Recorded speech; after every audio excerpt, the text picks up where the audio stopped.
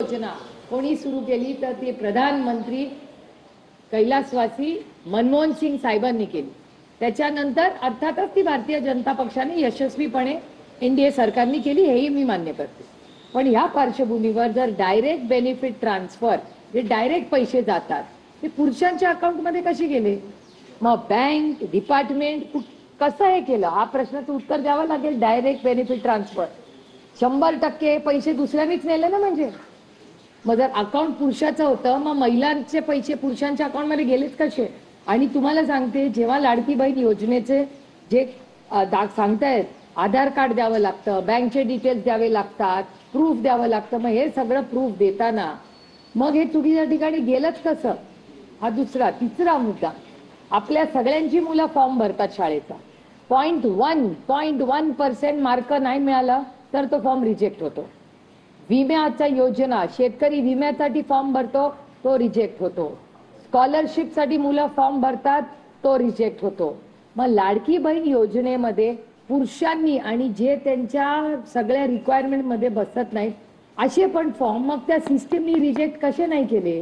मग ही सिस्टम ही तंत्रज्ञान कुठलं काढलं? डिजिटल इंडिया होतं ना, मग डिजिटल इंडियाच्या तंत्रज्ञानामध्ये विम्यात शेतकऱ्याला रिजेक्शन होतं, महिलांना मुलांना ऍडमिशन मध्ये रिजेक्ट मुलं होतात, त्याच्यानंतर जेव्हा तुम्ही डॉक्टरकडे जाता ती कुठली योजना महाराष्ट्र सरकारची त्याच्यात आयुष्यमान, त्या आयुष्यमान मध्येही त्याच्यात लोक रिजेक्ट होतात, म्हणजे आरोग्याला रिजेक्ट, शिक्षणाला रिजेक्ट, त्याच्यानंतर विम्याला रिजेक्ट। मग लाडकी बहीण योजना इलेक्शनच्या बरोबर 3 महिने आधी कशी काय लाडकी बहीण योजनेने आता जे रिजेक्ट केले त्यांना आधी रिजेक्ट केलं नाही? हे स्कॅम नाही तर काय? त्याच्यानंतर 3 महत्वाच्या स्कीम्स आहेत, शिक्षण, आरोग्य आणि महिलांच्या आधी स्कीम, या तिन्हीला कटे ह्याचे नंबर्स माझ्याकडे आहेत, मी तुम्हाला देऊ शकते।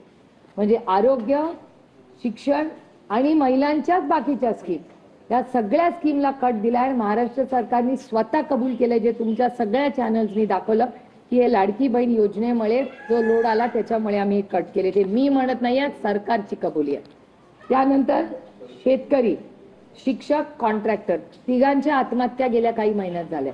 मकरंद आबा पाटलांनी असेंब्लीमध्ये महाराष्ट्राच्या कबूल केले की दर 3 तासाला जानेवारी, फेब्रुवारी आणि मार्च, म्हणजे फक्त 2025चं मी सांगते, जानेवारी, फेब्रुवारी आणि मार्च 3 महिन्यामध्ये 750 शेतकऱ्यांच्या आत्महत्या महिन्यात, म्हणजे हिशोब काढला तर दर 3 तासाला महाराष्ट्रात 1 शेतकऱ्याची आत्महत्या होते। विचार करा तुम्ही। आणि कर्जमाफी करणार झाली नाही। आता या सगळ्या परिस्थितीत हा सगळा या लाडक्या बहीण योजनेचा लेखाजोखा, बहिणींना पैसे दिले, आनंद आहे, मी त्या स्कीमचं स्वागत करते, पण त्याच्यात जर भ्रष्टाचार होणार असेल, आणि तो छोटा मोठा नाहीये, 4800 कोटी रुपयाचा स्कॅम भ्रष्टाचार या स्कीम मध्ये झाला, या पहिल्या टप्प्यातला। अजून किती नावं करतील? आता हे इलेक्शन आल्यावर आणि काय या स्कीमचं होईल याचं उत्तर माझ्याकडे नाही, पण महाराष्ट्राची आर्थिक परिस्थिती ही गंभीर आहे, हे मी एकटी म्हणत नाहीये, राज्यातले अनेक मंत्र्यांच्या स्टेटमेंट्स तुमच्या सगळ्या मीडियामध्ये आलेले आहेत आणि सरकार कबूल करते, आणि data speaks louder than words, म्हणजे डेटाच सांगतोय ना आपल्याला। त्याच्यामुळे मी विनंती करते महाराष्ट्र सरकारला की याच्यावर SIT बसवा।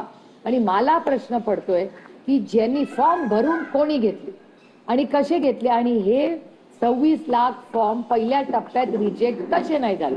मग कुठलं सॉफ्टवेअर होतं, कुठली स्कीम होती? स्कीमचा हे सॉफ्टवेअर वाचूनच घोटाळा आहे ना, हा काय छोटा मोठा घोटाळा नाहीये, आणि हा घोटाळ्याचं उत्तर सरकारला द्यावं लागेल, हे पूर्ण सरकार त्याला जबाबदार आहे। आणि त्यांचंच म्हणणं आहे की हे सगळ्यात चांगलं चालणारं डिपार्टमेंट आहे। तर महाराष्ट्र सरकार म्हणतंय की त्यांचं महिलांचं डिपार्टमेंट हे सगळ्यात चांगलं चालतं, आणि त्याच्यातच 4800 कोटी रुपयाचा जर घोटाळा निघत असेल आणि चुकीच्या पद्धतीने ही कामं झाली असतील तर त्याला जबाबदार महाराष्ट्रात संपूर्ण सरकार आहे, आणि ह्याचं उत्तर महाराष्ट्राच्या माननीय मुख्यमंत्र्यांना द्यावंच लागेल। त्यांच्या मंत्री होत्या त्यावेळेस फॉर्म भरून घेण्यात आले, पुन्हा एकदा त्यांना त्याच खात्याचं मंत्री केलेलं आहे, आणि त्याच खात्यामध्ये हा कथितरित्या मोठा घोटाळा आकडेवारीनुसार आपल्याला पाहायला मिळतोय।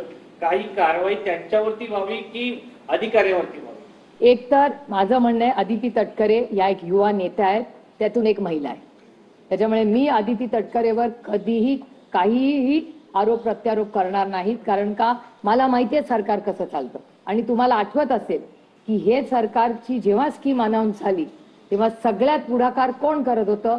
त्यातले मंत्री, उपमुख्यमंत्री हे कार्यक्रम ड्राईव्ह करत होते. त्याच्या